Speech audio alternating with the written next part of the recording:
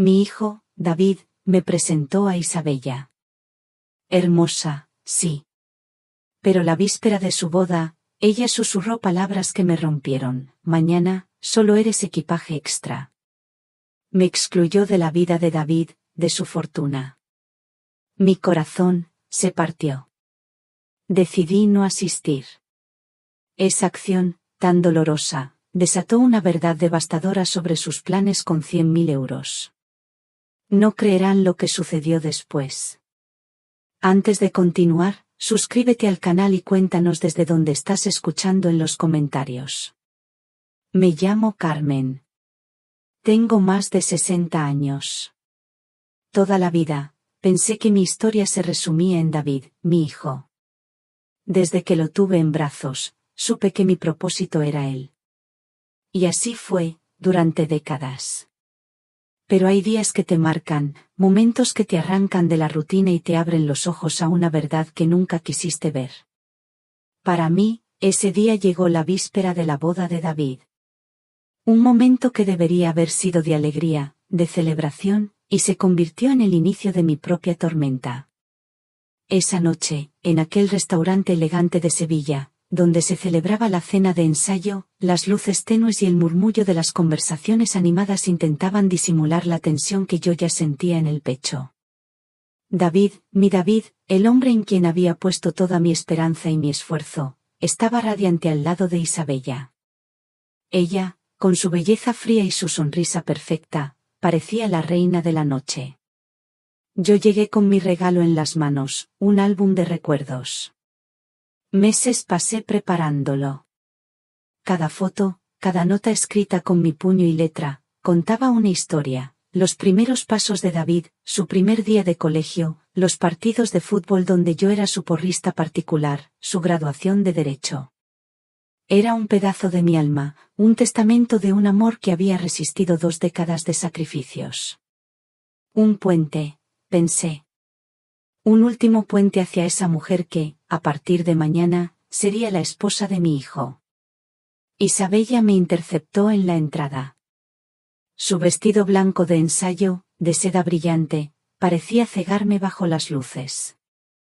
Me sonrió, una sonrisa vacía que no le llegaba a los ojos. Carmen, dijo, su voz era como el hielo de un gin tonic en verano, fría y refrescante por fuera, pero que te congela por dentro. ¿Viniste? Claro que vine, respondí, extendiendo el paquete envuelto en papel plateado.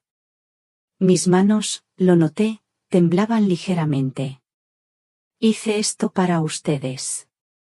Pensé que tal vez podrían hojearlo juntos esta noche, antes del gran día. Un pequeño esfuerzo, una pequeña tregua, eso era lo que esperaba. Y fue entonces cuando se inclinó. Su perfume caro, invasivo, llenó mi espacio personal. Su aliento rozó mi oreja, y susurró unas palabras que se clavaron en mí como dagas, palabras que aún hoy, al recordarlas, me hacen estremecer. Palabras que cambiarían mi vida para siempre. A partir de mañana, solo eres historia antigua para esta familia. Ya hiciste tu parte, criaste a David. Ahora él es mi esposo, mi familia.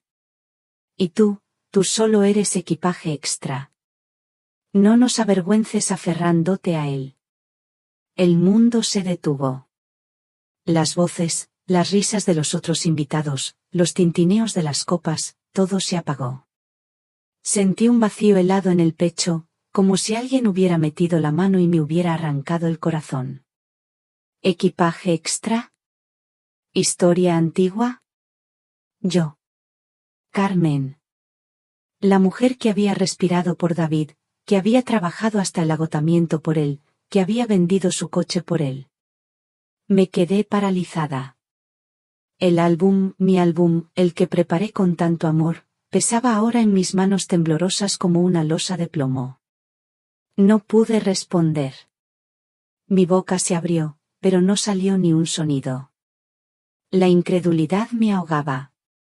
Isabella se enderezó, su sonrisa seguía inquebrantable, pero sus ojos, esos ojos estaban fríos como el mármol de una tumba. No esperó mi respuesta. De hecho, ni siquiera la esperaba. De hecho, continuó, esta vez con un tono apenas audible, como si me hiciera un favor al terminar la frase, tal vez sea mejor que ni siquiera aparezcas mañana. Nos ahorras el drama, Carmen. No es como si alguien realmente esperara que estuvieras allí. Drama. Yo. Mi ausencia. Una parte de mí, esa parte que había dedicado 2 décadas y media a ser el pilar de David, se rompió. Se hizo añicos. No fue un estallido, no. Fue más como el sonido de una figura de porcelana antigua que se resquebraja lentamente, imperceptiblemente, hasta que se viene abajo. No sé cómo salí de allí. No tengo recuerdo de haber conducido de vuelta a mi pequeña casa en un barrio tranquilo de Sevilla. Solo recuerdo haberme sentado en el borde de mi cama, mirando el vestido azul petróleo que había comprado especialmente para la boda. Un vestido sencillo, elegante, como los que usaría una madre orgullosa en el día más feliz de su hijo. Pero no había felicidad en mí esa noche. Solo había un dolor sordo, punzante. Las lágrimas, silenciosas, empezaron a caer por mi rostro, calando la tela del vestido, un mar de desesperación que se extendía sin fin. Esa noche, hice una promesa. Una promesa que nunca creí que haría. Por primera vez en la vida de David, yo no estaría allí para él. No iría a su boda. Esa decisión, que en ese momento sentí como la rendición final de mi espíritu, de mi amor, de todo lo que yo era, esa decisión, más tarde, se convertiría en el catalizador. En el inicio de una verdad devastadora que nadie, absolutamente nadie, estaba preparado para enfrentar. Y yo, Carmen, me encontraba justo en el centro de esa tormenta, sola. O al menos, eso pensaba entonces. Esa noche, sentada en la cama con el vestido azul petróleo a mis pies, mis pensamientos se fueron muy atrás. 25 años. Así de rápido pasa la vida. 25 años desde que mi mundo, mi pequeño mundo con mi marido, se desmoronó. David apenas tenía 5 años entonces. 5 años, ¿se lo pueden imaginar? Aún aferrado a ese dinosaurio de peluche que no soltaba ni para dormir, su fiel compañero. Recuerdo la primera noche a solas. La casa, de repente, se sentía inmensa, fría. David me miró con sus ojos enormes, tan llenos de preguntas, tan llenos de una inocencia que yo juré proteger. ¿Cuándo vuelve papá, mamá?, preguntó. Esa frase aún me resuena en el alma. Yo, Carmen, que siempre había sido fuerte, tuve que tragarme las lágrimas. Puse mi mejor sonrisa, una de esas que te duelen hasta el alma, y le dije que a veces las personas necesitaban seguir caminos diferentes. Así, sin más. Una pequeña mentira, piadosa, para un corazón tan pequeño. Desde ese día, nuestra vida se convirtió en una danza constante. Me levantaba cada mañana a las 5. La cocina, aún en penumbra, se llenaba del olor a café y a tostadas. Preparaba a David para el colegio, su uniforme impecable, su mochila lista. Luego, corría mi primer turno en la clínica, donde trabajaba de recepcionista. Contestaba teléfonos, organizaba citas. Las horas se me escurrían entre los dedos.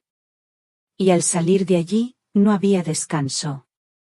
Directa a mi segundo empleo, en unos grandes almacenes del centro de Sevilla. Ordenaba estanterías, atendía a los clientes, con los pies doloridos, la espalda cansada. Muchas noches, llegaba a casa tan exhausta que apenas podía quitarme los zapatos antes de caerme rendida en el sofá. Pero siempre, guardaba un poco de energía. Un poquito. La suficiente para escuchar a David contarme cómo le había ido el día, para ayudarle con los deberes, para ser su animadora particular en los partidos de fútbol del colegio. Gritaba, vamos, David. Tú puedes, con la misma fuerza que cualquier padre en la grada. Cada céntimo que ganaba lo ahorraba. Renuncié a ropa nueva, a salir con amigas, incluso a ir a la peluquería. No importaba. Me cortaba yo misma el pelo, mirando el espejo con una sonrisa. Todo por David.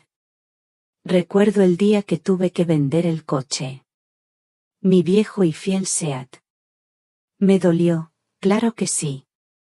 Pero era para pagar la matrícula de la universidad, cuando las becas no fueron suficientes. Él quería estudiar derecho, ser abogado. Y yo, Carmen, me prometí que tendría todas las oportunidades posibles, sin importar lo que yo tuviera que sacrificar.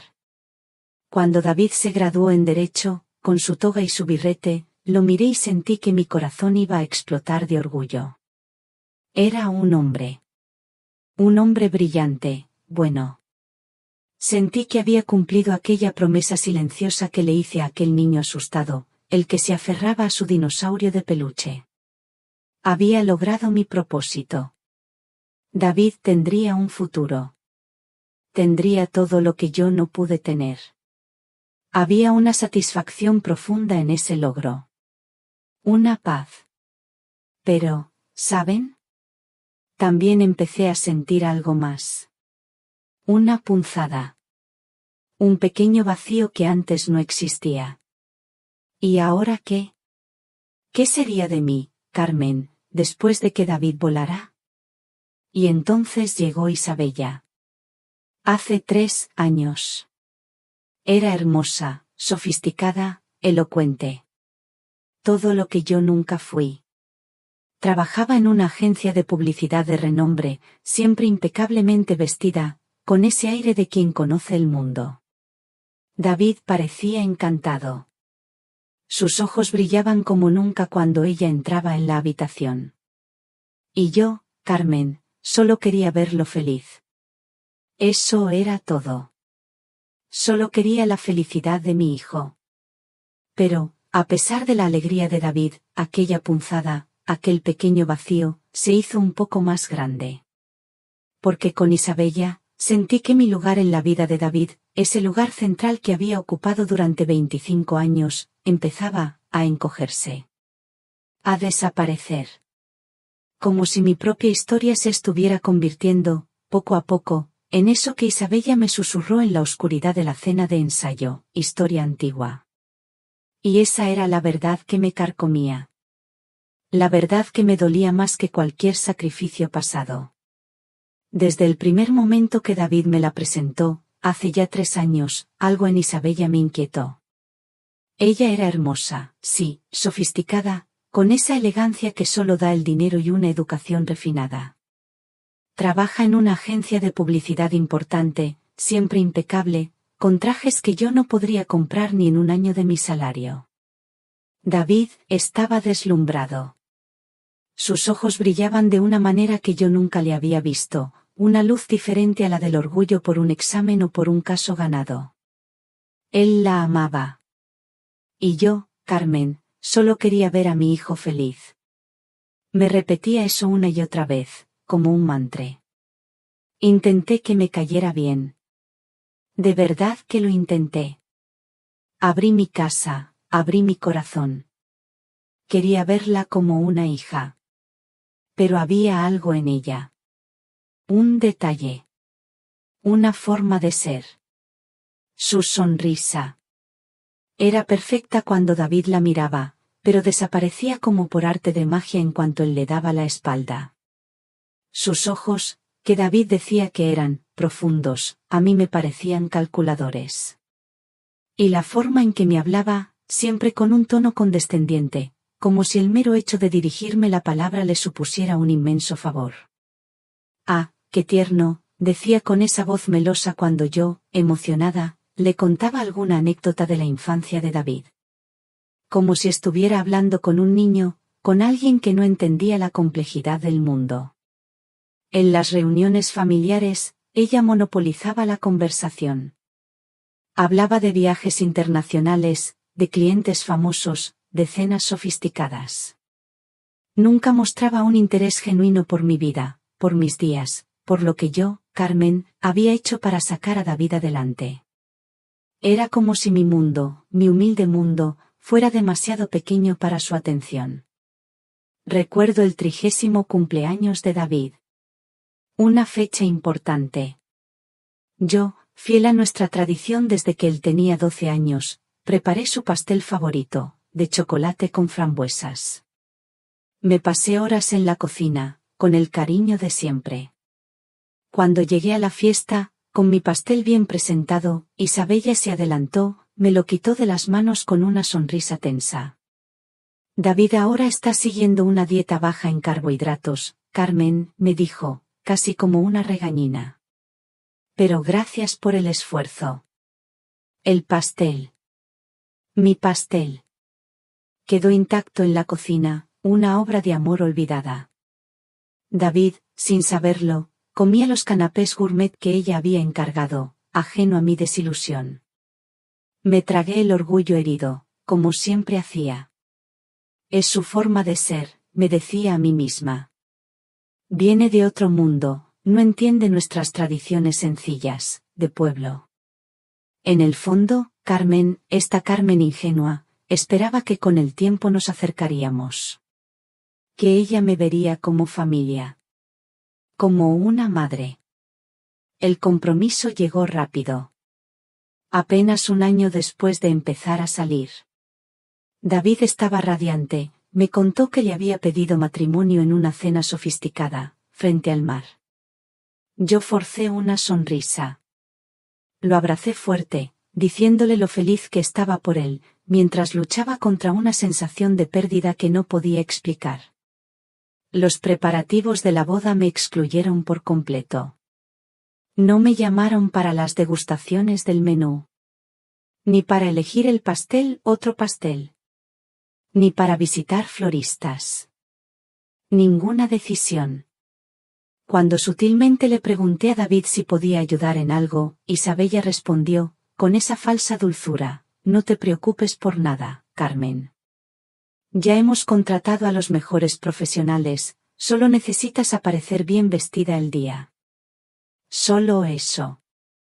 Aparecer. Como un adorno. Lo intenté.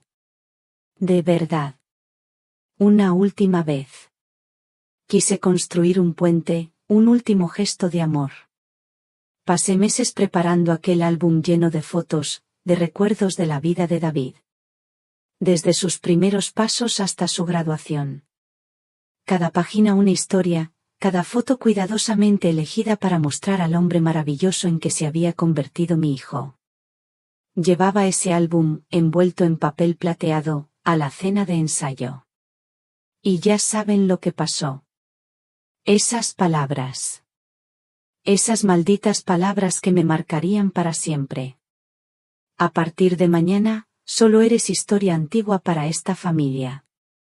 Y tú solo eres equipaje extra. Si usted, querido oyente, ha llegado hasta aquí conmigo, le pido un pequeño favor. ¿Cree que fui demasiado ingenua al intentar aceptar a Isabella? ¿Alguna vez ha tenido que ver a un hijo suyo enamorarse de alguien que, en el fondo, sentía que no era la persona adecuada? Le ruego que comparta su historia en los comentarios de abajo, me encantaría leer sus experiencias. Su compañía es el mayor aliento para que yo, Carmen, siga adelante. Esa noche, cuando volví a casa, la verdad me golpeó con la fuerza de un levantazo en la cara. Todas las señales. Las sonrisas que no llegaban a los ojos. Las palabras condescendientes. El pastel olvidado. El ostracismo en los preparativos. David, mi hijo, ¿por qué no lo vio? ¿Por qué no me escuchó? Me había dicho, cuando le expresaba mis preocupaciones, ella es diferente, mamá. Viene de otro mundo. No entiende nuestras tradiciones sencillas. Ella lo ama a su manera. Y yo, por David, por su felicidad, me aferré a esas excusas. Carmen, ingenua Carmen. Mi intuición de madre gritaba, pero mi amor de madre la silenciaba. Y ahora, mira, ahora ya era demasiado tarde. La noche después de la cena de ensayo, el silencio de mi casa me pareció más ruidoso que cualquier griterío. Las palabras de Isabella, equipaje extra, historia antigua, se repetían en mi cabeza como un eco maligno. Me senté en el borde de mi cama, con las manos apoyadas en las rodillas. El vestido azul petróleo, el que había comprado con tanta ilusión para la boda de mi único hijo, colgaba en la puerta del armario. Era un fantasma, el espectro de la alegría que debería haber sentido. ¿Iba a ir? Esa pregunta me taladraba el alma. Una parte de mí, la Carmen madre que había sacrificado todo, la que sentía un amor incondicional por David, quería estar allí. Quería verlo feliz, verlo en el altar, aunque el nudo en mi garganta fuera tan grande como un puño. Pero la otra parte, esa parte, la que Isabella había herido tan profundamente, se resistía. Se negaba. ¿Cómo podía presentarme, sonreír, si me sentía como un objeto desechable? ¿Cómo podía fingir que nada había pasado? La culpa. Esa era otra carga pesada. La idea de decepcionar a David. Nunca, en 25 años, le había fallado. Ni una sola vez. Y ahora, en el día más importante de su vida, ¿iba a abandonarlo? Me sentía desgarrada. Un dolor casi físico me oprimía el pecho, como si me estuvieran arrancando algo vital. La mañana de la boda amaneció con un cielo claro y azul, de esos que Sevilla regala en los días perfectos. Mi cuerpo, acostumbrado a madrugar, se despertó antes de la alarma. Por un instante, me moví por inercia. Fui a la cocina, preparé mi café. Pensé en sacar el vestido del armario, en elegir los zapatos, sencillos pero elegantes, los que una madre orgullosa usaría. Pero entonces, las palabras de Isabella volvieron. Como un puñetazo en el estómago. Solo eres equipaje extra. Me senté en la mesa de la cocina. Las manos me temblaban alrededor de la taza de café. El sol de la mañana dibujaba patrones en el suelo de azulejos que yo misma había puesto años atrás, cuando no tenía dinero para un profesional. Mi teléfono empezó a vibrar. Sin cesar. Mensajes de familiares, de amigos. Todos de camino a la iglesia. Todos preguntando dónde estaba yo. Ignoré cada uno de ellos. No podía. No tenía fuerzas. Después de una hora, la primera llamada de David. Mi corazón se encogió. La dejé sonar, hasta que se fue al buzón de voz. No podía escuchar su voz sin desmoronarme. Su mensaje de voz llegó segundos después. Sonaba preocupado, confundido. Mamá, ¿dónde estás? Todos te estamos esperando. Por favor, llámame. Era la primera vez. En 25 años. La primera vez que lo decepcionaba deliberadamente. El dolor era casi inaguantable. Una herida abierta. Pero algo diferente se agitaba dentro de mí esa mañana. Una voz. Una voz que había estado silenciada durante demasiado tiempo. Tú también mereces respeto. Tú también mereces dignidad. Durante años, puse las necesidades de David por encima de las mías. Callé mis sentimientos, tragué insultos velados, un trato condescendiente. Todo en nombre del amor por mi hijo. Pero esa mañana, por primera vez, me estaba eligiendo a mí misma. A Carmen. No a la madre de David, sino a Carmen, la mujer. A las 10 de la mañana, sonó el timbre. Era mi hermana Sofía. Estaba aún vestida para la boda, el rostro una mezcla de preocupación e irritación. Carmen. ¿Qué demonios haces? Todos te están buscando. La ceremonia empieza en 1 hora. Le hice un gesto para que entrara, incapaz de hablar sin que las lágrimas se me escaparan. Nos sentamos en el salón. El vestido azul petróleo, colgado en la puerta del armario, parecía mirarme, una mofa silenciosa. No voy, logré decir por fin, mi voz apenas un susurro. Sofía me miró como si acabara de anunciar que me mudaba a la luna. ¿Cómo que no vas? Es la boda de tu único hijo. Le conté todo. Las palabras de Isabella. Como me había dicho que después de la boda, yo ya no sería parte de la familia. Que era mejor que ni siquiera apareciera hoy. Sofía palideció. La confusión en su rostro dio paso a la indignación. ¿Ella dijo eso? ¿Te miró y dijo eso? Asentí. Las lágrimas, que había estado conteniendo con tanta fuerza, finalmente ganaron la batalla contra mi autocontrol. Dijo que soy equipaje extra, logré decir entre sollozos. Que ya hice mi parte y que ahora debo salir de escena. Sofía se sentó pesadamente a mi lado, tomando mis manos en las suyas. Durante un largo momento, solo el tic-tac del reloj de pared rompió el silencio. Oh, Carmen, susurró finalmente, su voz embargada. Siempre supe que había algo mal con esa chica. Ella lo ama a su manera, intenté defender, una última chispa de esperanza por el futuro de David. No. Sofía sacudió la cabeza con firmeza.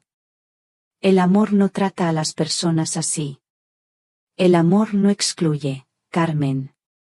El amor no humilla. Sus palabras, tan claras, tan llenas de verdad, resonaron en mi corazón. Me dieron una fuerza que no sabía que tenía. Mientras hablábamos, mi teléfono seguía vibrando con mensajes y llamadas. David, cada vez más desesperado. Amigos confundidos. La familia Beltrán, curiosamente, en completo silencio. A las 11 en punto, las campanas de la Catedral de Sevilla comenzaron a sonar a lo lejos. Un sonido que siempre me había llenado de paz, ahora me resultaba ensordecedor. Imaginé a los invitados tomando sus asientos. A David, nervioso, en el altar. A Isabella, preparándose en alguna sala lateral de la iglesia, probablemente satisfecha con mi ausencia.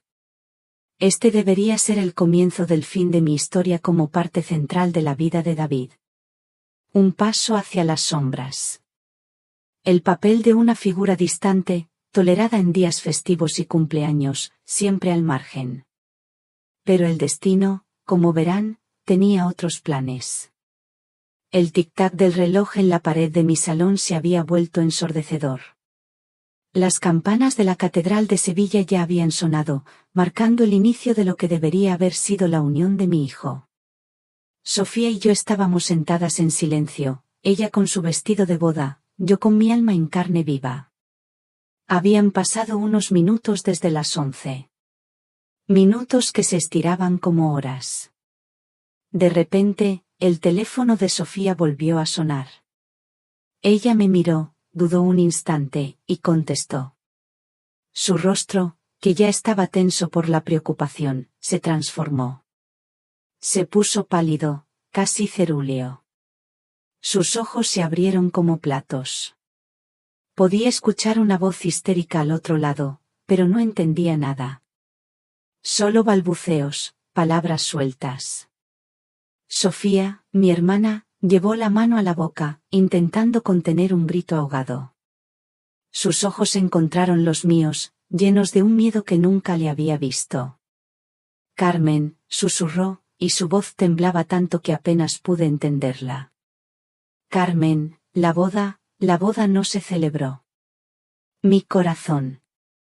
Sentí cómo se detenía. Un frío gélido me recorrió la espalda, desde la nuca hasta los pies. ¿Cómo que no se celebró? Logré balbucear, el aire se me había escapado de los pulmones. Sofía respiró hondo, intentando recomponerse. David descubrió. Dios mío, Carmen, es tan terrible. Lo descubrió todo sobre Isabella. Momentos antes de la ceremonia. Mi mente era un torbellino. Descubrió que... ¿Qué podía ser tan grave para detener una boda en el altar? La tierra, bajo mis pies, pareció desvanecerse. Sofía continuó, su voz, aunque más firme, aún estaba cargada de pánico. Descubrió que ella lo estaba engañando. Con su jefe. Con Fernando. Desde hacía meses, Carmen. Y hay más. Mucho más. La traición. Sentí una punzada de ira, una rabia helada que empezaba a reemplazar el dolor sordo de antes. Pero Sofía no había terminado.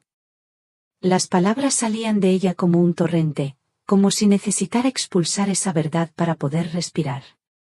Su familia, la familia Beltrán, está en bancarrota, Carmen. Prácticamente arruinada. Necesitaban el dinero de David para salvarse. El acuerdo prenupcial en el que tanto insistió Isabella, era una trampa. Una trampa para canalizar las ganancias futuras de David a las cuentas de su familia. El mundo giró a mi alrededor. Un vértigo. Un mareo. De repente, todas las piezas. Todas aquellas pequeñas cosas que me habían inquietado, que me habían hecho sentir incómoda, encajaron con una claridad brutal. Los comentarios casuales de Isabella sobre el futuro salario de David. Su insistencia en controlar todos los aspectos financieros de la relación. La forma en que señor Beltrán, su padre, durante el compromiso, me había dicho con una sonrisa enigmática: tu lucha terminó, Carmen. Ahora es nuestro turno de cuidar de David. No era amor. Nunca fue amor. No, mi intuición de madre no me había fallado. Había sido un plan. Un plan cuidadosamente orquestado para usar a mi hijo. Para explotar todo lo que él había logrado con tanto esfuerzo. Todo lo que nosotros, David y yo, habíamos construido juntos con tanto sudor y sacrificio. La bilis me subió a la garganta. No era solo el engaño. Era la manipulación. La traición más vil. ¿Y cómo está David? Fue todo lo que pude preguntar. Mi voz. Apenas la reconocí.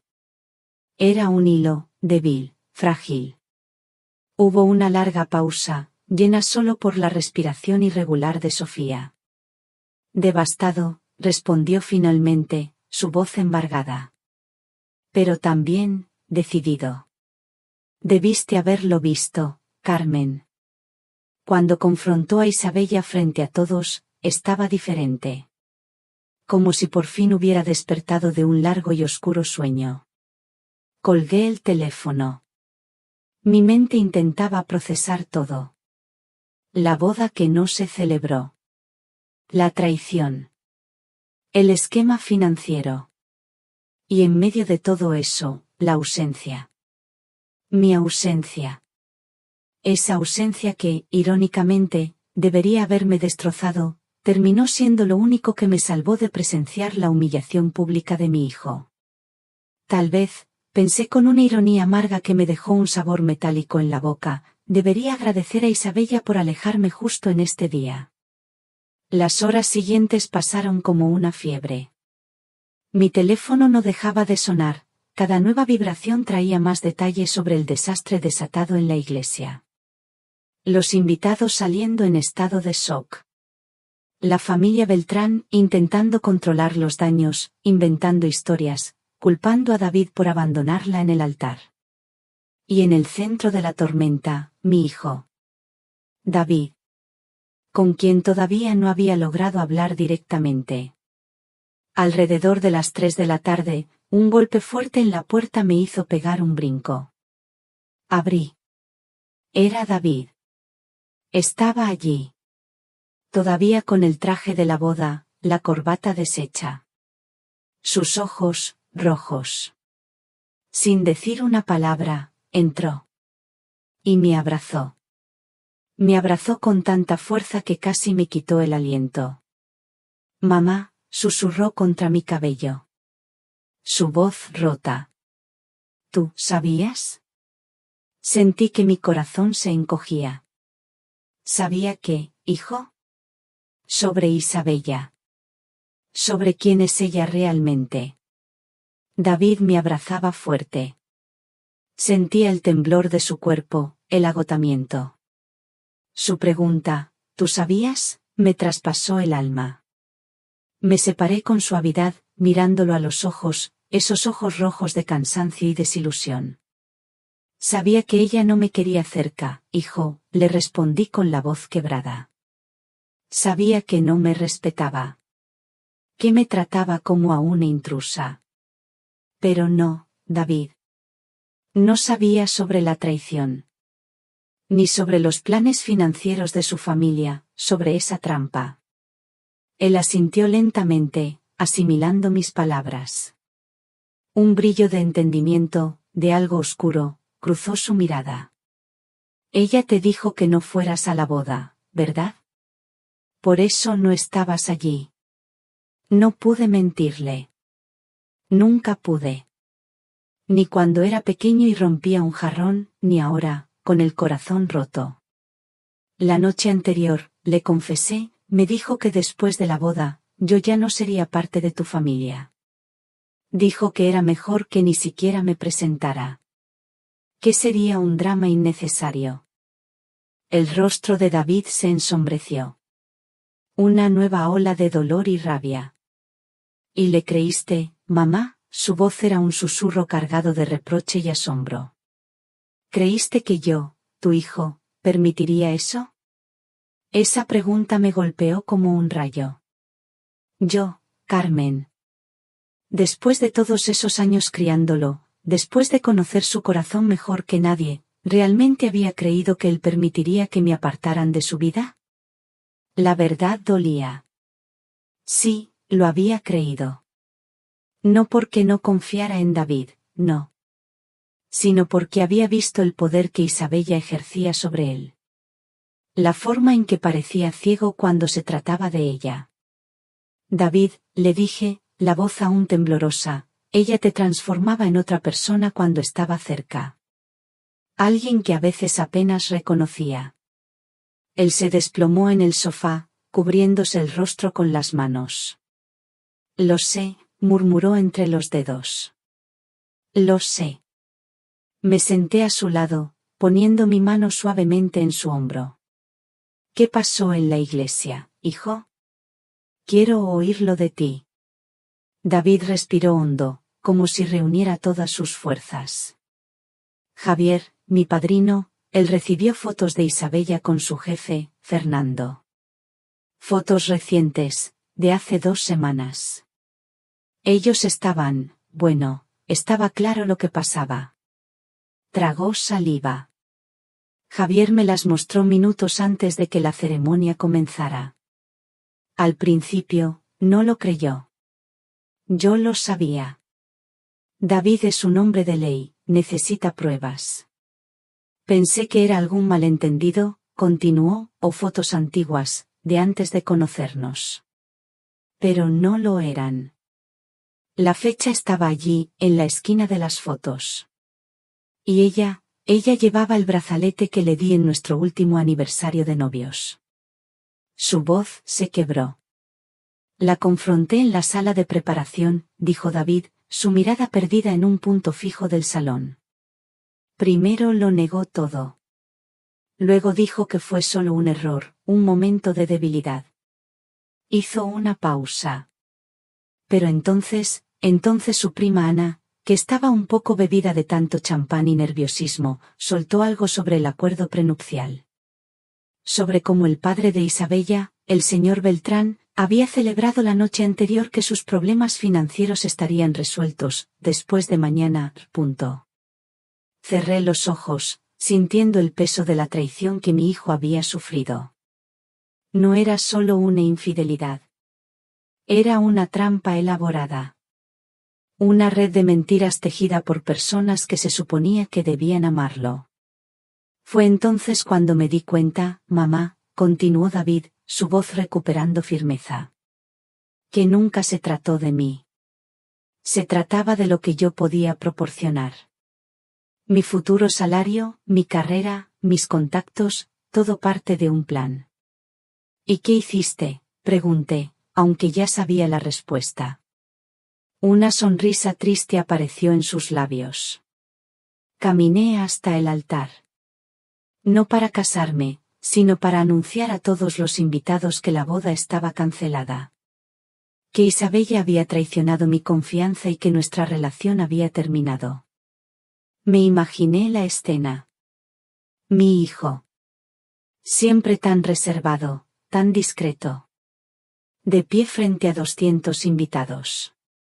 Exponiendo su dolor, su decepción. El coraje que debió requerir aquello me dejó sin palabras. La familia de ella enloqueció, continuó David.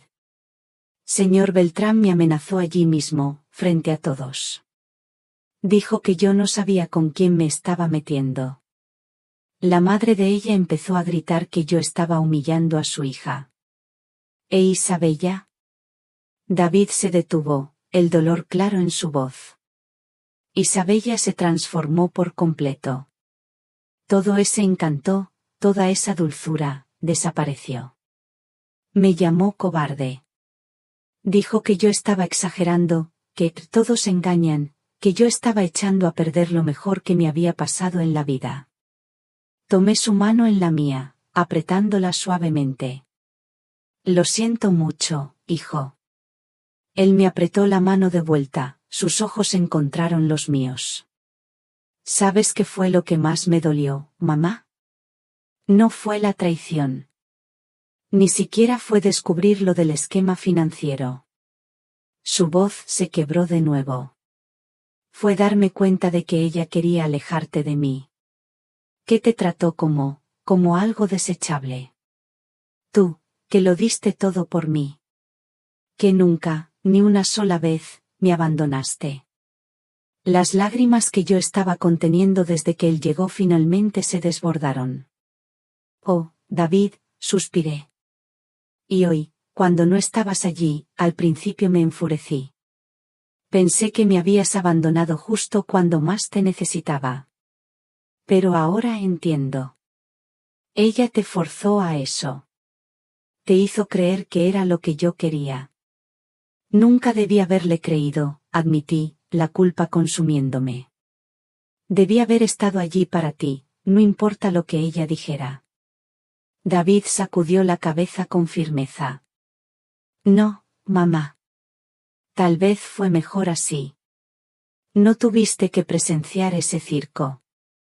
Y de alguna manera extraña, tu ausencia me hizo ver con más claridad. Hizo una pausa. Cuando me di cuenta de que tú, la persona más confiable, más constante de mi vida, no estabas allí, fue como si algo hiciera clic dentro de mí. Empecé a cuestionarlo todo. Un largo silencio se estableció entre nosotros. Lleno solo por el sonido distante de los pájaros en el jardín. Y el ocasional tintineo de mi teléfono, que ahora ignorábamos por completo. ¿Qué pasa ahora?, pregunté finalmente. David se pasó la mano por el cabello, un gesto que hacía desde niño cuando pensaba profundamente. No estoy seguro. Tengo que lidiar con la parte práctica, cancelar la luna de miel, devolver regalos. Y me imagino que la familia Beltrán no se rendirá fácilmente. El señor Beltrán tiene conexiones. Y por lo visto, está desesperado por dinero. Lo enfrentaremos juntos, afirmé, sintiendo una nueva determinación crecer dentro de mí. Sea lo que sea. David sonrió. La primera sonrisa genuina que veía en su rostro en meses. Juntos, asintió, apretando mi mano. Pero el alivio de esa conversación no duró mucho. En los días siguientes, la calma que siguió fue como el ojo de un huracán. Un breve momento de paz antes de la próxima ola de caos. La versión de Isabella de los eventos comenzó a circular en las redes sociales. Una novia abandonada, devastada por un novio inseguro que cedió a las manipulaciones de una madre posesiva. Ella publicó una foto suya en el vestido de novia, con el maquillaje corrido artísticamente, con la leyenda: algunas personas no saben cuándo dar un paso atrás. Algunas madres no pueden cortar el cordón umbilical. Los comentarios inundaron su página. Extraños ofreciendo apoyo, amigos exigiendo saber qué tipo de hombre abandona a una mujer en el altar y qué tipo de madre interfiere en la relación de su hijo adulto. La narrativa de ella era convincente, emotiva y completamente fabricada. Ignóralo, le aconsejé a David cuando me mostró las publicaciones, el rostro pálido de rabia. La gente que importa sabe la verdad. Pero pronto descubrimos que no era tan simple. Las mentiras tienen piernas largas, como solía decir mi abuela, y las de Isabella estaban corriendo un maratón. Empecé a notar miradas extrañas en el supermercado, conversaciones que se detenían abruptamente cuando me acercaba en la farmacia. Una antigua amiga de la escuela me envió un mensaje preguntando si yo realmente había arruinado la boda de David por celos. Incluso el párroco de nuestra parroquia, que me conocía desde que David era un niño, me llamó para una conversación particular sobre dejar que los hijos sigan su propio camino. La indignación que sentí fue rápidamente reemplazada por algo más doloroso. Vergüenza. No porque creyera en las mentiras, no. Sino porque después de todos esos años de sacrificio silencioso, de dignidad mantenida incluso en las circunstancias más difíciles, yo, Carmen, estaba siendo retratada como la villana en la historia de otra persona. David, mientras tanto, enfrentaba sus propias batallas. Uno de los socios del bufete de abogados donde trabajaba, curiosamente amigo del señor Beltrán, comenzó a cuestionar su juicio y estabilidad emocional. Clientes que él había conseguido con tanto esfuerzo estaban, de repente, reacios a trabajar con él. La tormenta no hacía más que empezar. La presión aumentaba. Los susurros en el supermercado, las miradas esquivas en la farmacia, todo era un peso. David llegaba a casa cada vez más exhausto, con los ojos hundidos. La sombra de las acusaciones empezaba a afectar su trabajo, sus clientes. Yo, Carmen, apenas podía salir de casa sin sentirme juzgada. La vergüenza, no por lo que había hecho, sino por ser víctima de tanta maldad, me consumía. Y entonces, una mañana nublada de jueves, unos 10 días después de aquella boda que no fue, llegó la bomba final. Un cartero con cara seria me entregó una carta oficial. Mi nombre, Carmen, estaba impreso allí con una frialdad que me heló la sangre. Abrí el sobre con manos temblorosas. Dentro, una notificación legal. La familia Beltrán me estaba demandando. ¿Por qué? Por difamación. Por daños emocionales. Y lo más absurdo, por interferencia en relaciones contractuales. Interferencia. Y exigían una suma. 100.000 euros. Ni más, ni menos. La bolsa de la compra, con naranjas y patatas, se me resbaló de las manos. Las naranjas rodaron por el pasillo de mi cocina. Esto era el colmo. Llamé a Laura, la amiga de David que trabajaba como asistente legal en un gran bufete de la ciudad. Ella vino directamente a mi casa después de su turno, su rostro grave mientras leía el documento. Esto es pura intimidación, Carmen, dijo finalmente, dejando los papeles sobre la mesa de la cocina. Están intentando asustarte. Lo de la interferencia en relaciones contractuales es solo una forma elegante de decir que arruinaste su plan financiero.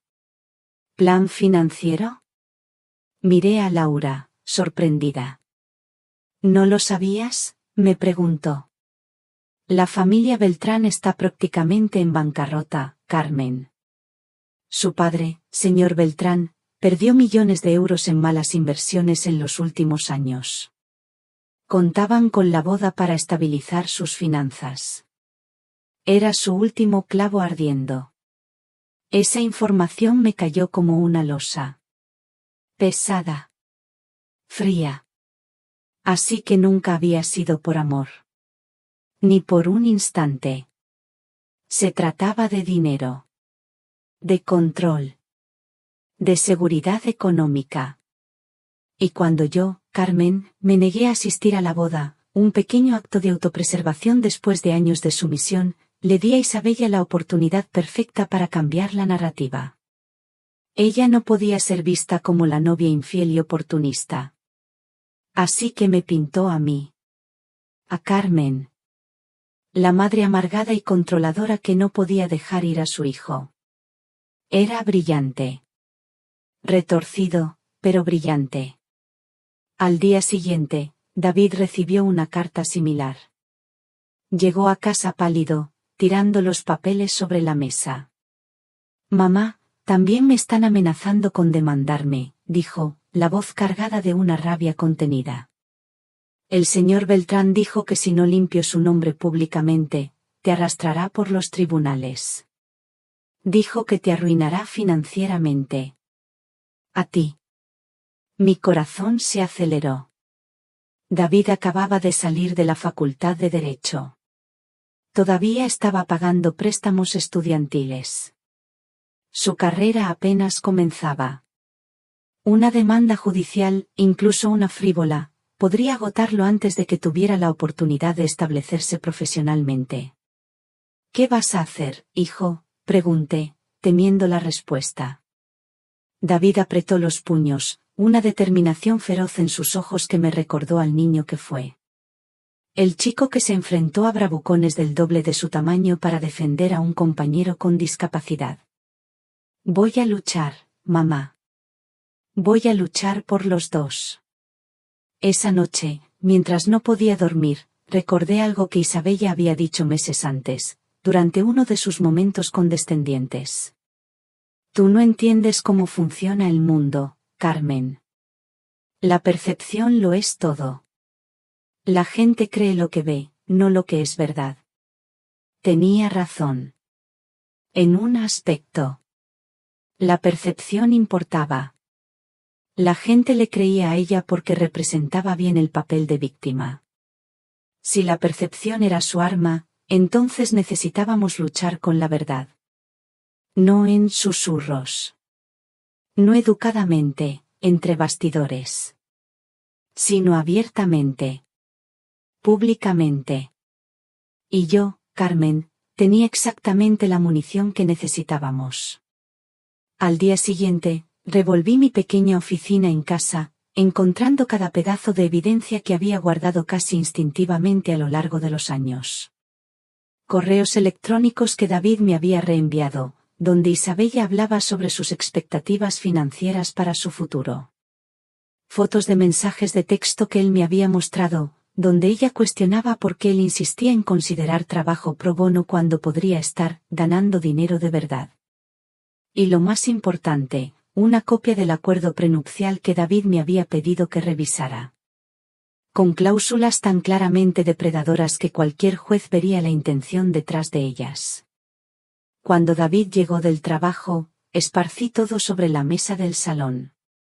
Mira, dije, señalando los papeles. Tenemos nuestra propia arma. La verdad. Él examinó los documentos, asintiendo lentamente.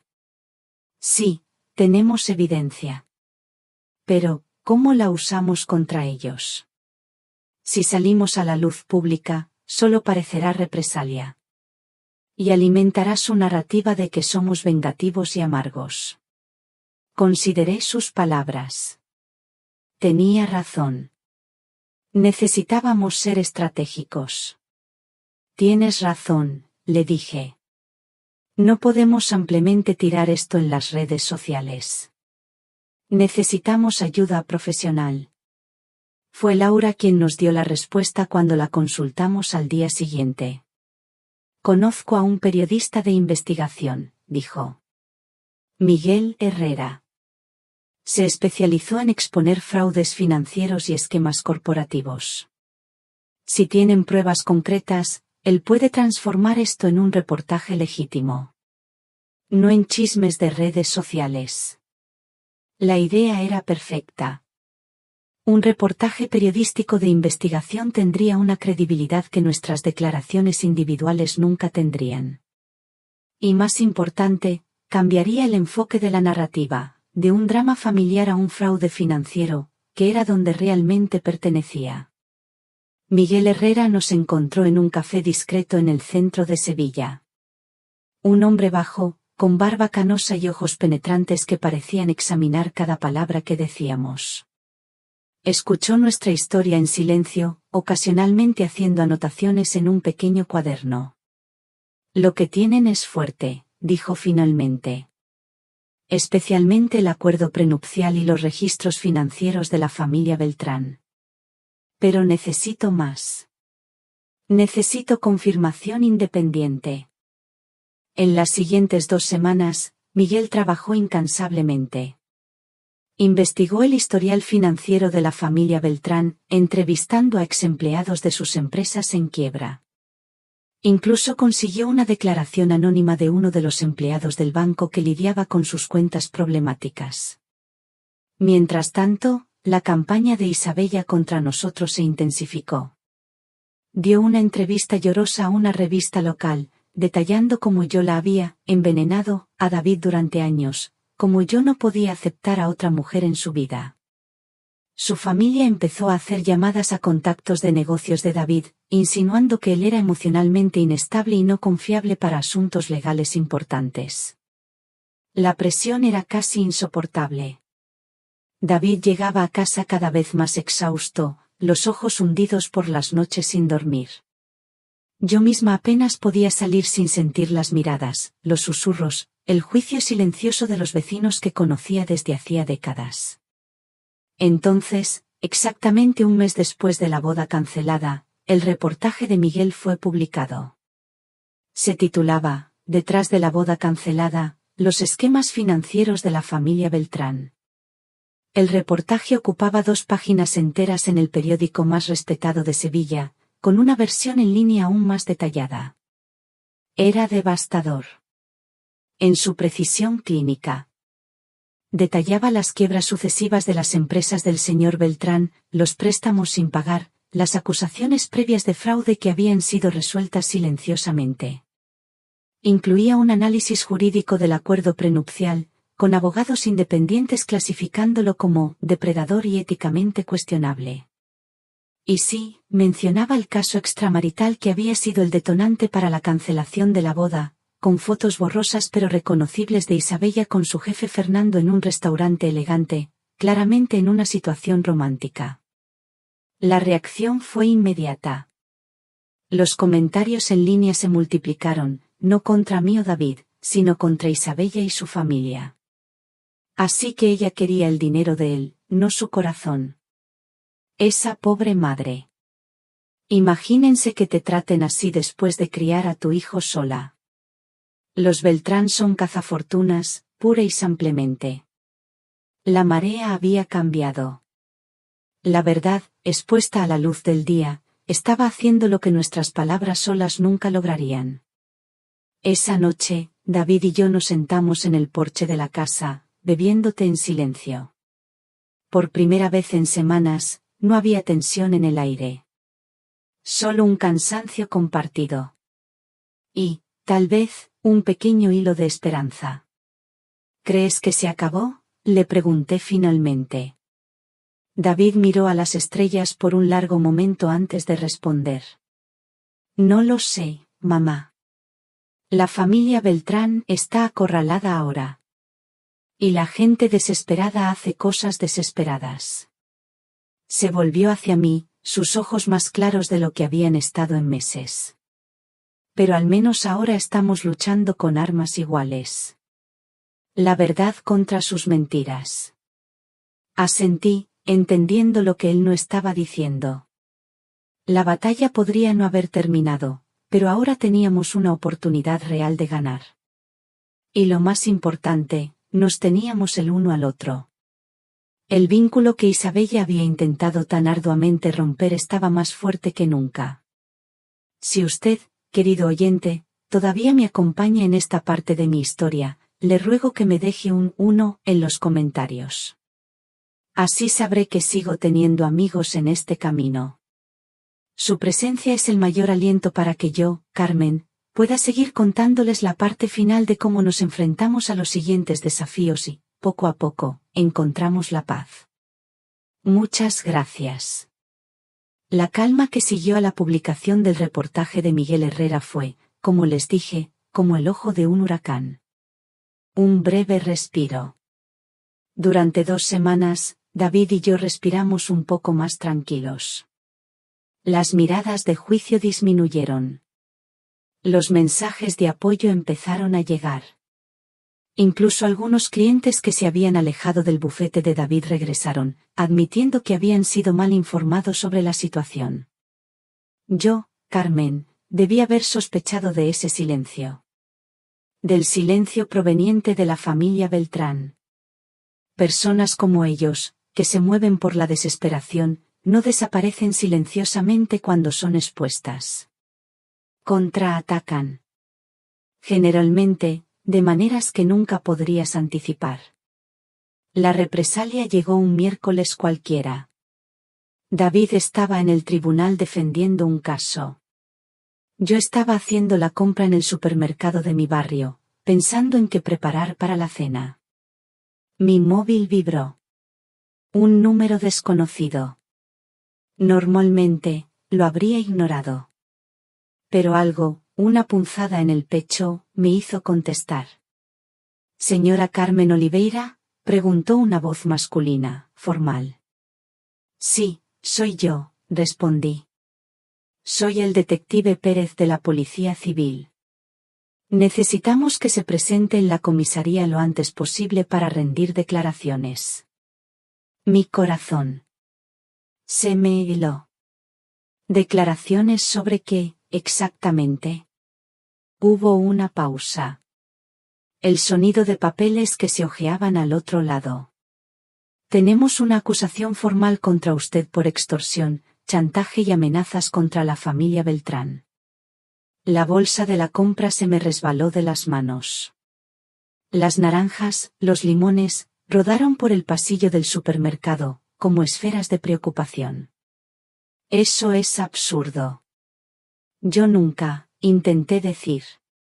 Señora Oliveira, interrumpió el detective, su voz ahora más suave, pero con un matiz de firmeza. Le aconsejo encarecidamente que venga acompañada de un abogado. Dejé la compra allí mismo. Sin pensarlo 2 veces. Conduje a casa en un estado de shock. Mis manos temblaban tanto que apenas pude abrir la puerta con la llave. Una vez dentro, lo primero que hice fue llamar a David. Él salió corriendo del tribunal tan pronto como escuchó mi voz temblorosa. Cuando llegó a casa, ya había encontrado el documento que un oficial había dejado en mi puerta durante mi ausencia. Una citación oficial. Detallaba las acusaciones. Según la denuncia, yo había amenazado a la familia Beltrán con exposición pública de información falsa. A menos que ellos me pagaran una suma significativa de dinero. Exactamente 100.000 euros. Para mantener mi silencio. «Esto es completamente fabricado, mamá», dijo David, el rostro rojo de rabia, mientras leía el documento. «Están intentando criminalizar el hecho de que expusimos la verdad sobre ellos. Pero, ¿cómo pueden simplemente inventar acusaciones así? No necesitan pruebas para iniciar una investigación, mamá», me respondió David, pasándose la mano por el cabello con frustración. Y probablemente fabricaron algún tipo de evidencia. Correos falsos, grabaciones editadas, cualquier cosa para darle credibilidad inicial a la acusación. Y ahora, mi voz sonó pequeña, incluso para mis propios oídos. «Ahora», dijo David, con una determinación que me dio un poco de aliento, «lucharemos. Y esta vez, no solo por nuestra reputación, sino por tu libertad, Carmen». A la mañana siguiente, nos presentamos en la comisaría. David había pasado la noche entera preparando nuestra defensa inicial. Yo, Carmen, me senté a su lado en la mesa de la cocina, intentando recordar cada detalle de mis interacciones con la familia Beltrán, cada palabra, cada mirada. La comisaría era un edificio antiguo e imponente en el centro de Sevilla. Mientras subíamos los escalones de la entrada, noté un pequeño grupo de reporteros. Alguien había filtrado la información sobre la acusación a la prensa. No digas nada, David murmuró, poniendo un brazo protector a mi alrededor mientras pasábamos apresuradamente junto a los periodistas. Ni una palabra. El detective Pérez era un hombre de mediana edad. Ojos cansados. Una expresión ilegible. Nos condujo a una pequeña sala de interrogatorio. Una experiencia surrealista para mí. Carmen. Que nunca en mi vida había estado del otro lado de la ley. Señora Oliveira, comenzó el detective, después de encender una grabadora, ¿está al tanto de las acusaciones hechas en su contra? Sí, respondí, sorprendida por la firmeza de mi propia voz. Y son completamente falsas. David intervino profesionalmente. Detective, me gustaría dejar constancia de que mi madre niega vehementemente todas las acusaciones. Y que estamos preparados para cooperar plenamente con la investigación. Con la confianza de que la verdad prevalecerá. El interrogatorio duró 2 horas agonizantes. Fui interrogada sobre cada interacción que tuve con Isabella y su familia. Sobre mis motivaciones para no asistir a la boda. Sobre lo que realmente quería al contribuir al reportaje periodístico que expuso a los Beltrán. Respondí a cada pregunta con honestidad. Pero a medida que el interrogatorio avanzaba, noté algo perturbador en el tono del detective. Parecía que ya había formado una opinión. Como si solo estuviera cumpliendo un protocolo, no investigando realmente. Cuando finalmente salimos, David estaba tenso. No estás siendo imparcial, mamá, murmuró mientras caminábamos hacia el coche. Alguien se le adelantó. Mi estómago se hundió. ¿Crees que la familia Beltrán tiene conexiones en la policía? Tal vez no directamente, David respondió. Pero el señor Beltrán tiene suficiente dinero e influencia para abrir puertas. Y a las personas desesperadas no les importa la ética. En los días siguientes, la situación empeoró. La historia se filtró a todos los periódicos locales, pero de forma distorsionada. Madre acusada de extorsionar a la familia de la exprometida de su hijo. Mi nombre y mi foto estaban por todas partes. El pequeño salón de belleza donde trabajaba a tiempo parcial me llamó educadamente para decir que tal vez sería mejor que tomara una licencia, hasta que todo se resolviera. Vecinos que habían empezado a saludarme de nuevo después del reportaje de Miguel, volvieron a desviar la mirada. La sensación de aislamiento era abrumadora. Una noche, sentada en la mesa de la cocina revisando documentos con David, me desmoroné en lágrimas. Tal vez deberíamos rendirnos, susurré. Tal vez deberíamos simplemente decir lo que ellos quieren oír. Retractarnos públicamente. David dejó los papeles y tomó mis manos.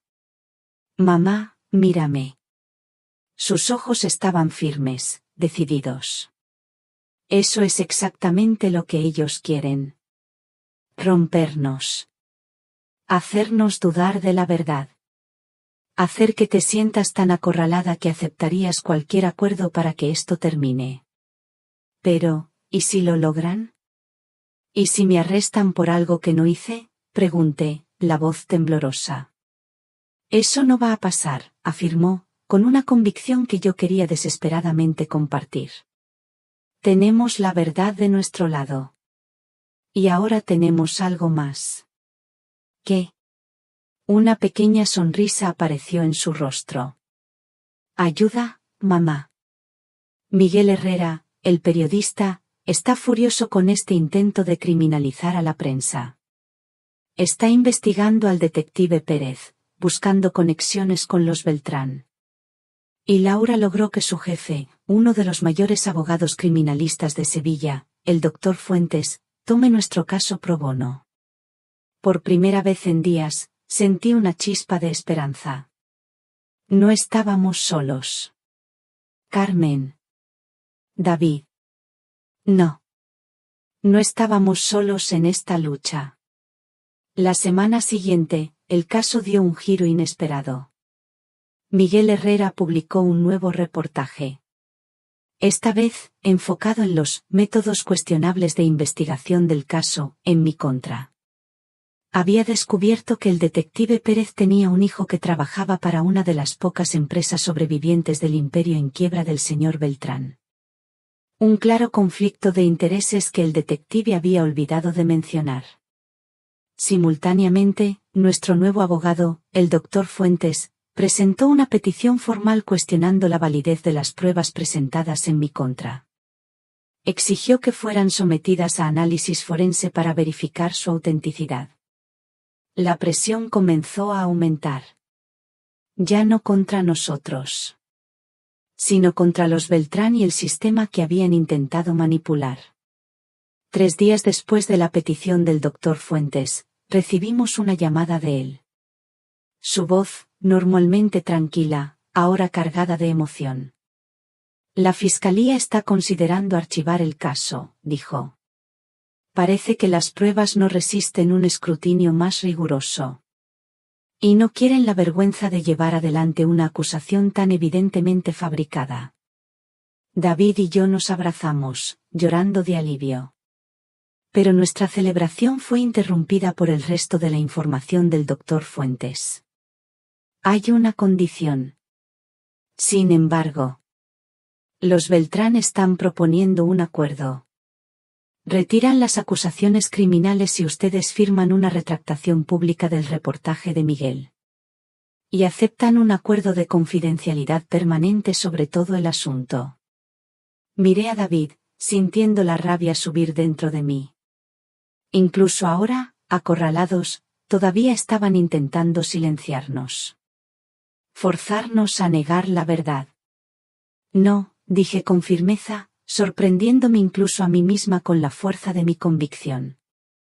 No voy a mentir para salvar su reputación. No voy a desmentir la verdad. David asintió. Una sonrisa de orgullo iluminó su rostro. Doctor Fuentes, dijo mi hijo, nuestra respuesta es no. Dígales que estamos preparados para ir hasta el final. Fue una apuesta arriesgada.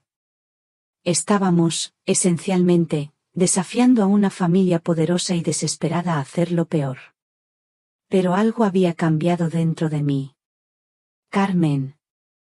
El miedo que me paralizaba días antes había sido reemplazado por una determinación férrea.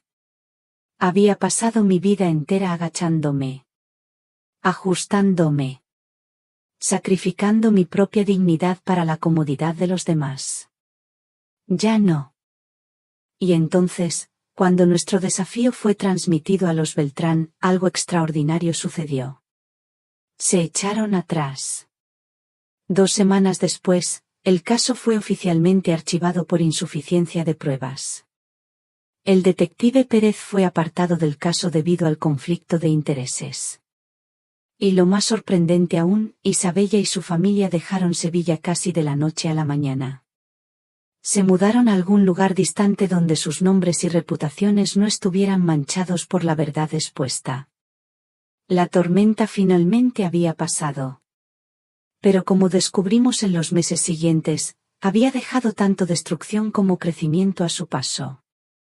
Es extraño cómo la vida nos marca, cómo ciertas experiencias se imprimen en nosotros, cambiando no solo quiénes somos, sino cómo vemos el mundo a nuestro alrededor. En los meses que siguieron al archivo del caso, descubrí esa verdad de primera mano. El alivio inmediato, el inmenso peso que se quitó de nuestros hombros, dio paso a algo más complejo. Un proceso de curación. Era, a la vez, liberador y doloroso. Tal vez lo más difícil fue aceptar que, incluso con nuestra reivindicación pública, algunas heridas no cicatrizarían por completo. Algunos vecinos siguieron distantes. Ciertas amistades nunca se recuperaron totalmente. La duda, una vez sembrada, es una semilla persistente. David, por su parte, enfrentó sus propios desafíos. Aunque su carrera en el bufete de abogados finalmente estaba avanzando sin la sombra de las acusaciones falsas, el trauma emocional de la traición de Isabella lo dejó cauteloso. Reservado. Se volcó en el trabajo con una intensidad que a veces me preocupaba, como si pudiera borrar los recuerdos a través del puro esfuerzo. Necesitas darte tiempo, hijo, yo le decía suavemente en las noches en que lo encontraba aún inclinado sobre documentos legales a las 2 de la madrugada, los ojos rojos de cansancio. El dolor no desaparece si lo ignoras. Estoy bien, mamá, él siempre respondía con esa sonrisa que no le llegaba a los ojos. Solo tengo mucho trabajo. Pero también hubo momentos de crecimiento genuino entre nosotros. Una noche, unos 6 meses después de todo el alboroto, estábamos sentados en el porche. Mi pequeño porche, el que tantos veranos me había visto pasar.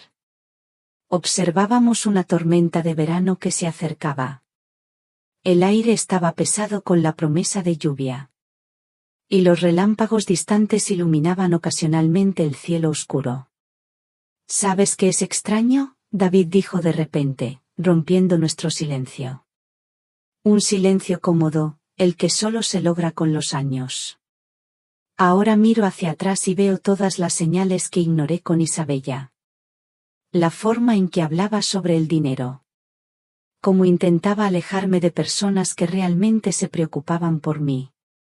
Cómo reaccionaba cuando yo mencionaba casos pro bono. Siempre es más fácil ver los patrones en retrospectiva, respondí suavemente, mirando las primeras gotas pesadas de lluvia caer sobre el suelo. Pero no es solo eso. Él se volvió hacia mí, sus ojos serios a la luz tenue del porche. Me pregunto por qué ignoré esas señales. ¿Por qué quise tanto creer en ella que estuve dispuesto a sacrificar las cosas y personas que realmente importaban? Esa era una pregunta que yo misma me había hecho incontables veces. Pero nunca me había atrevido a verbalizarla. ¿Por qué mi hijo, inteligente y sensible, se había dejado caer tan completamente en el hechizo de alguien como Isabella? Creo que yo estaba tratando de llenar algo, continuó David, las palabras saliendo lentamente, como si estuviera descubriendo la verdad mientras hablaba. Después de que papá se fue, siempre sentí que había algo roto en mí. Algo que me hacía insuficiente. Y Isabella parecía tan perfecta, tan completa. Pensé que estar con ella de alguna manera me completaría también. Mi corazón se apretó. Todos esos años. Todos esos sacrificios para protegerlo del dolor del abandono. Y aún así, ella había encontrado una forma de entrar. David, le dije, tomando su mano. Nunca fuiste insuficiente. Nunca. Lo sé ahora, dijo, una pequeña sonrisa genuina apareciendo en su rostro. Una sonrisa que sí le llegaba a los ojos. Irónicamente, gracias a Isabella. Si ella no hubiera entrado y puesto nuestras vidas patas arriba, quizás nunca habría confrontado ese miedo. Nunca me habría dado cuenta de que soy suficiente exactamente como soy. En ese momento, mientras las primeras gotas de lluvia empezaban a mojar el porche, sentí una especie de paz instalarse entre nosotros. Una comprensión profunda. A veces, las tormentas más violentas traen los cambios más necesarios. Para mí, Carmen, el cambio vino de forma más gradual, pero igualmente profunda.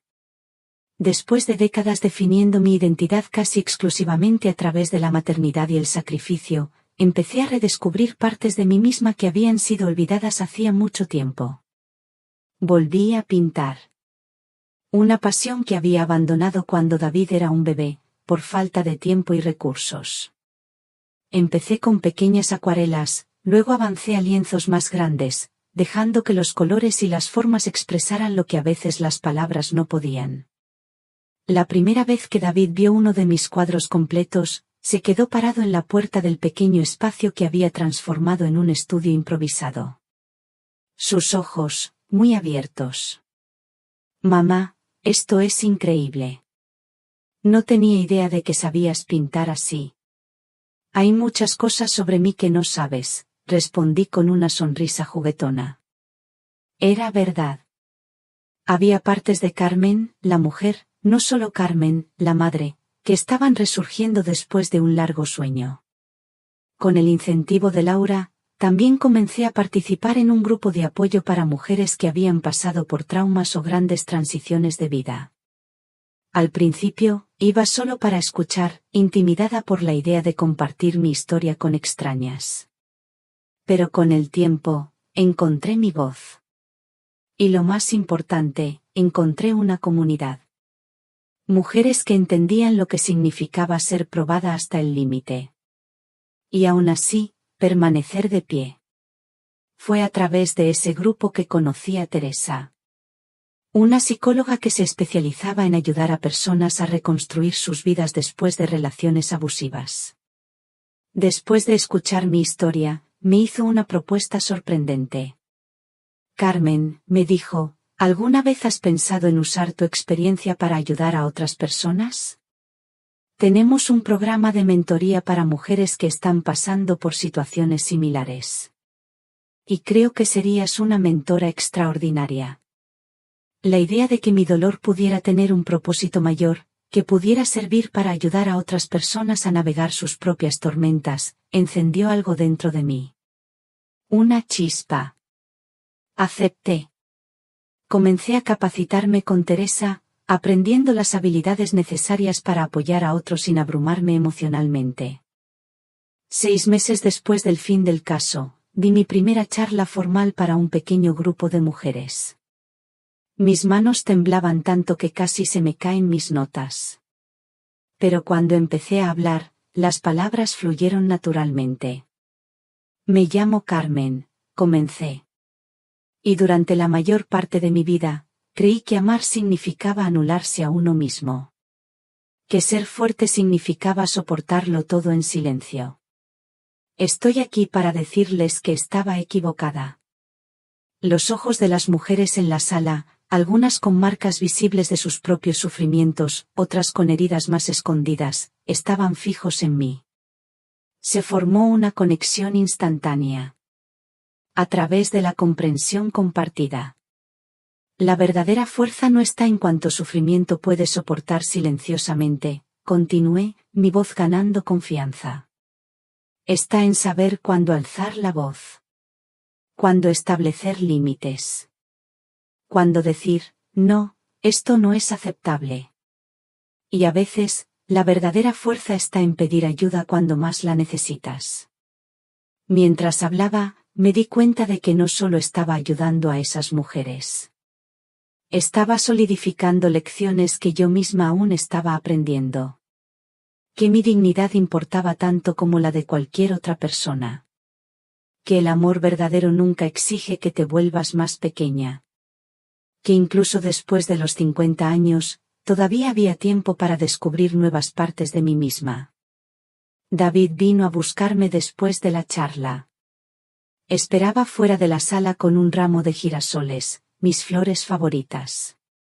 Cuando salí, rodeada de mujeres que querían conversar más, compartir sus propias historias, vi el orgullo en sus ojos. ¿Qué tal te fue?, preguntó cuando finalmente logré despedirme del grupo. Transformador, respondí honestamente, sintiendo una ligereza que no experimentaba en años. Para ellas. Y para mí. De camino a casa, conversamos sobre el futuro.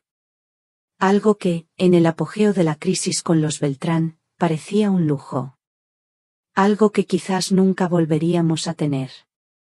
David estaba considerando abrir su propio bufete de abogados, enfocado en ayudar a personas que habían sido víctimas de fraudes financieros. Yo estaba pensando en volver a estudiar, quizás hacer un curso de consejería para complementar mi trabajo de mentoría.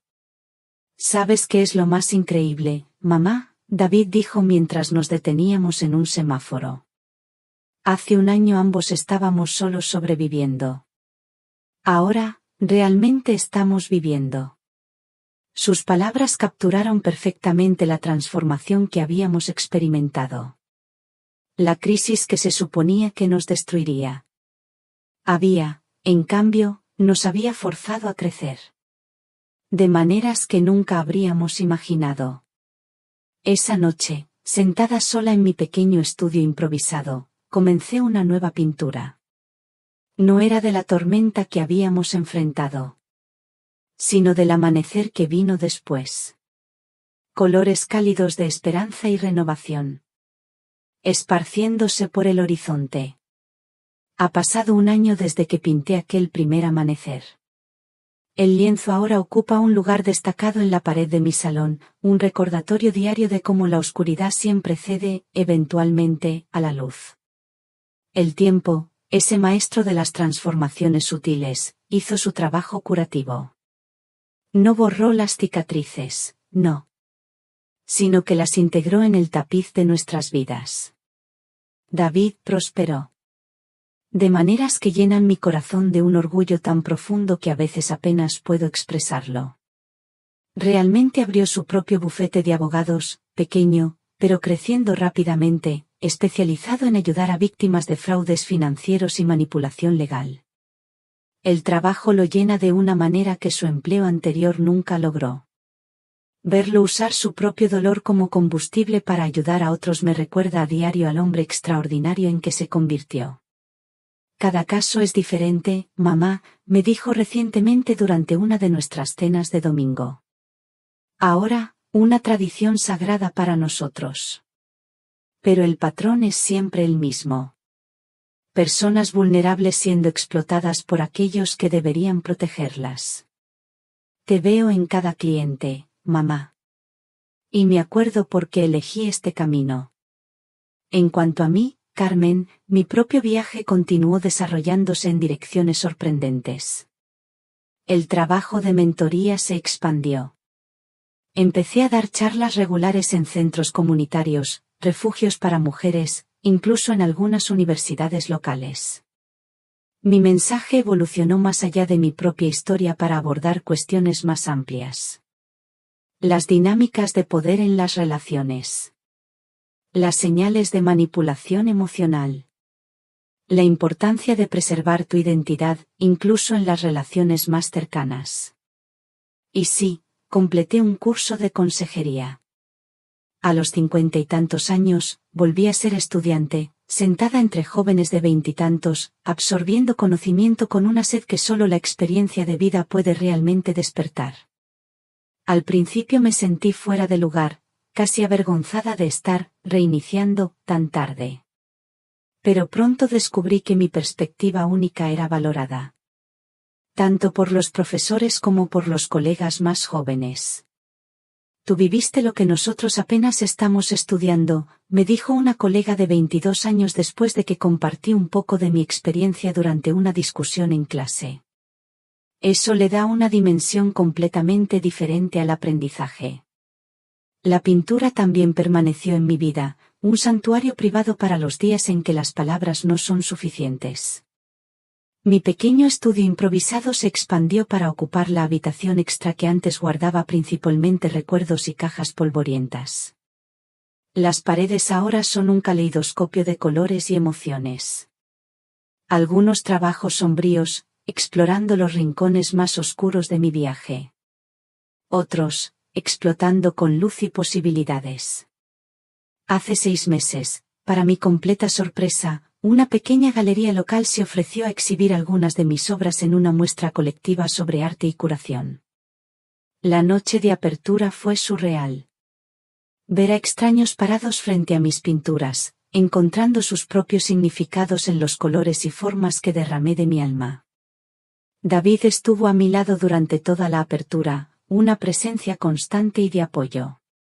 En un momento, me di cuenta de que se había quedado en silencio durante varios minutos, observando una pintura específica. Una que yo había creado durante los días más sombríos de nuestro caso legal.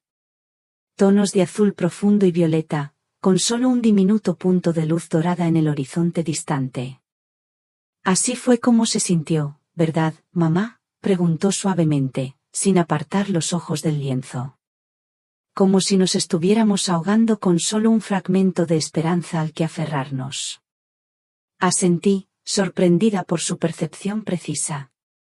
Sí, hijo. Fue exactamente así.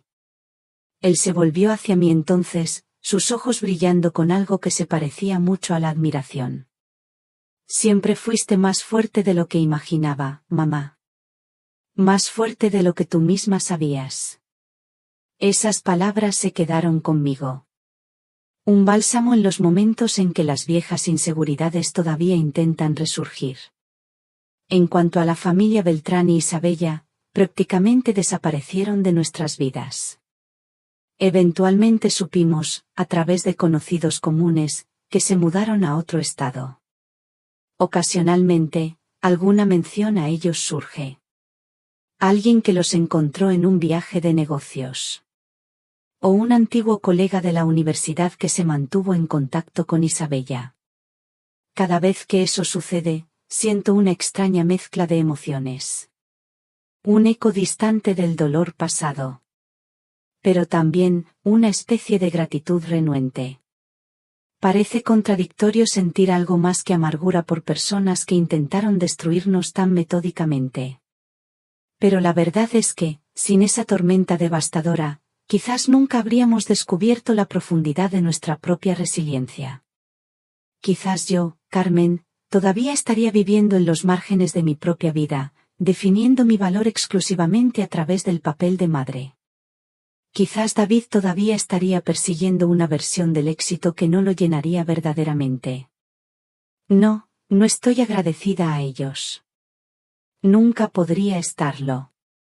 Pero estoy agradecida por la mujer en que me convertí al sobrevivirles. Hace unos 2 meses sucedió algo inesperado. David apareció para nuestra cena de domingo con una invitada. Andrea. Una abogada ambiental que conoció durante un caso de colaboración. Al principio, sentí esa vieja ansiedad familiar agitándose en mi pecho. Los fantasmas de Isabella se cernían en las sombras de mi mente, listos para recordarme lo fácilmente que fui desechada antes. Pero Andrea no era Isabella. Eso quedó claro en los primeros 5 minutos de conversación. Donde Isabella hablaba de sí misma incesantemente, Andrea hacía preguntas genuinas, interesada en las respuestas. Donde Isabella me trataba con condescendencia, Andrea me trataba con un respeto cálido que no parecía forzado o calculado. En un momento, mientras servía el postre, ella notó una de mis pinturas más pequeñas colgada en el pasillo. Esto es ampliamente extraordinario, dijo, acercándose para examinarla mejor. La forma en que capturaste esa luz específica, ¿estudiaste formalmente? En realidad no, respondí, un poco avergonzada por la atención. Es más bien un pasatiempo que retomé recientemente. Bueno, tienes un don genuino, dijo, y algo en la sinceridad sin pretensiones de su tono me conmovió profundamente. Mi madre es curadora en una galería en Sevilla. Le encantaría ver tu trabajo. Después de que Andrea se fue, David y yo lavamos los platos uno al lado del otro. Un cómodo silencio entre nosotros hasta que finalmente habló. Entonces, ¿qué te pareció ella, mamá?, preguntó, intentando sonar casual, pero sin poder ocultar por completo la importancia de mi respuesta. Consideré cuidadosamente antes de responder. Ella parece real. Presente. El tipo de persona que realmente ve a los demás. David soltó un suspiro que no me di cuenta de que estaba conteniendo. Sí, mamá. Eso es exactamente lo que yo también siento. ¿Están en serio? Estamos yendo con calma, respondió, una pequeña sonrisa jugando en sus labios. Ambos tenemos nuestro propio historial de relaciones complicadas. Pero sí, creo que puede ser algo especial. Sentí un nudo en la garganta. Una mezcla de esperanza y ese miedo residual que quizás nunca desaparecerá por completo. David debe haber visto algo en mi rostro. Dejó el plato que estaba secando y sostuvo mis manos mojadas en las suyas. Mamá, aprendí mi lección de la manera más difícil posible. Aprendí a ver las señales de alerta. A valorar la sustancia sobre la apariencia. A nunca más permitir que alguien me separe de las personas que realmente me aman. Sus ojos encontraron los míos, firmes y claros. Y eso te incluye a ti, mamá. Siempre te incluirá a ti. Esa noche, después de que David se fue, me senté en el porche con una taza de té, mirando las estrellas. Pensé en la joven madre que fui una vez. Sosteniendo a un niño pequeño que preguntaba cuándo volvería papá a casa. Pensé en todas las noches que pasé despierta, preocupada si estaba haciendo lo suficiente. Dando lo suficiente. Siendo lo suficiente. Si pudiera volver en el tiempo y hablar con esa versión más joven de mí misma, ¿qué le diría? Tal vez le diría que los sacrificios valdrían la pena, pero que ella no debería perderse por completo en ellos. Que un día su hijo sería un hombre extraordinario. No a pesar de las dificultades que enfrentaron. Sino, en parte, gracias a ellas. Que habría dolor, sí, tanto dolor. Pero también momentos de alegría tan puros que harían que todo valiera la pena. Y quizás, lo más importante, le diría que la historia no termina con "y entonces vivieron felices para siempre". Termina con "y entonces siguieron viviendo". Creciendo. Aprendiendo. A veces tropezando. Pero siempre avanzando. Más fuertes juntos de lo que jamás podrían ser separados. La semana pasada recibí una invitación inesperada. Una organización sin fines de lucro, que trabaja con mujeres en transición de relaciones abusivas, me pidió que fuera la oradora principal en su evento anual de recaudación de fondos. La ironía no se me escapó. Yo, Carmen. Que una vez me sentí tan pequeña, tan fácilmente desechable. Ahora invitada a compartir mi sabiduría con cientos. Acepté, por supuesto.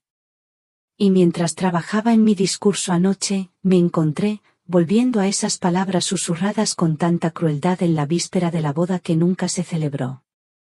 A partir de mañana, solo eres historia antigua para esta familia.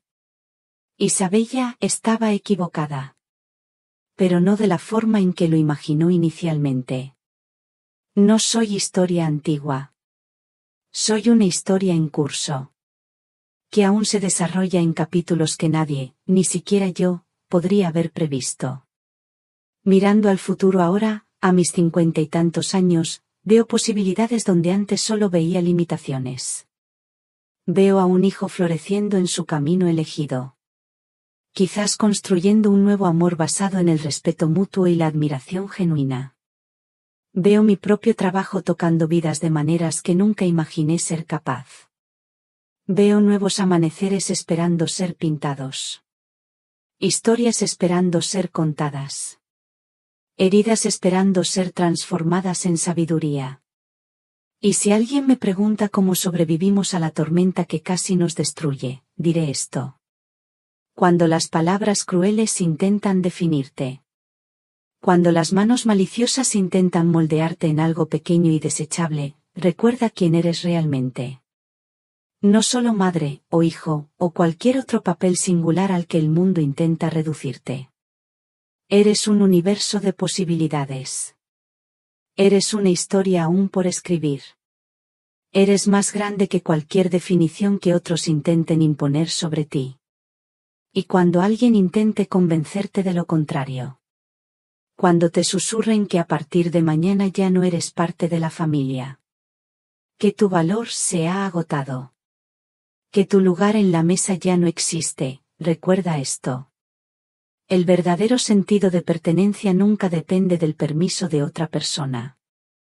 La verdadera familia no se define por acuerdos prenupciales o intereses financieros.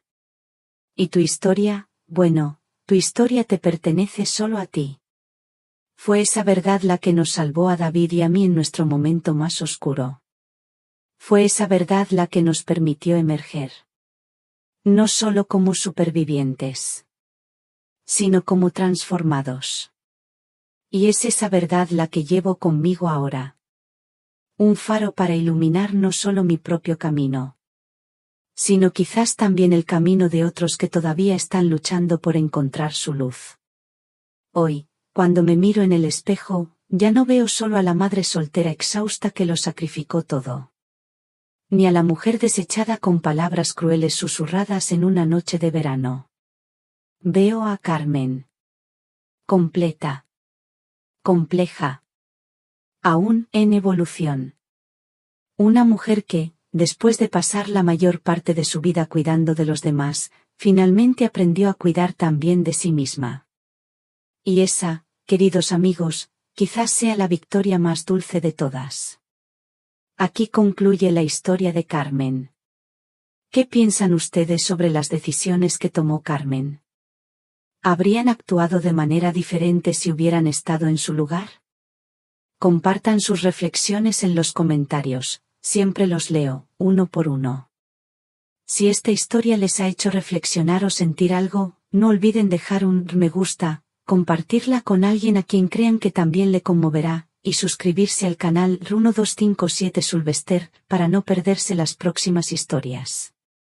Les espero en la próxima narración. Y quién sabe, quizás la próxima vez, el protagonista sea usted.